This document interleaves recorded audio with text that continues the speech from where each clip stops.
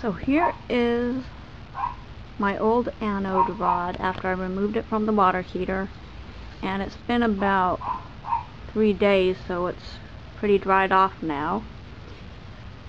It's actually covered in this white coating. I'm not sure if it's calcium carbonate or some kind of metal oxide or whatever. Well, it's not really, I was expecting something sort of metal eaten up, but this, I suppose it's a little bit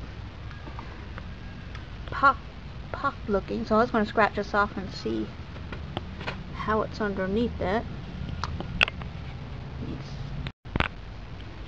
So I scraped some of the powder off of the end. Still can't really see the metal underneath. I guess you'd have to wash it real good or something. But and the actual rod that came out, it was a lot shorter than I expected. I expected something at least a foot longer. But I mean, it doesn't look like it broke off or anything. I think it was just that short to begin with. And I believe it was aluminum because the top doesn't have the little bump that they say magnesium ones do. And another thing that surprised me was this top had like some plastic sheeting over it. Not really. I mean, it surprises me because they say that this has to have contact with the tank in order for the node to really work right. So I'm not really sure what the plastic was doing or how much it was covering. And now to compare this, like this is a new one. This is one of the links of the new one I put in, but I had to cut this link off because it was too long.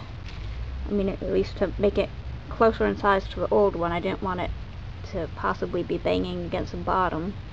But if you look at the diameter, I mean, the old one still got a lot of stuff in it, but I just don't know. It probably wasn't working too good because of all that white stuff coating it.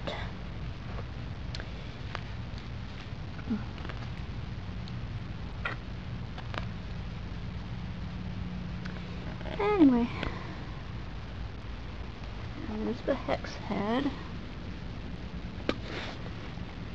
And getting it out of the tank wasn't really that difficult. I used the impact wrench that I had bought. First we tried just doing it with a manual tool, but it wasn't coming out easy, so I had this. I just went ahead and used it, and I had to use it a few times, but eventually it just loosened up. We were able to screw it out.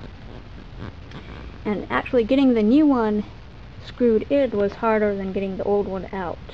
The threads of where it screws in, they were actually coated with this white stuff too, which was probably making it harder to screw the new one in. If I had thought about it, I would have taken some vinegar on a toothbrush and tried to clean that white stuff off of the threads first, but I didn't think about that, and we did finally get it screwed in.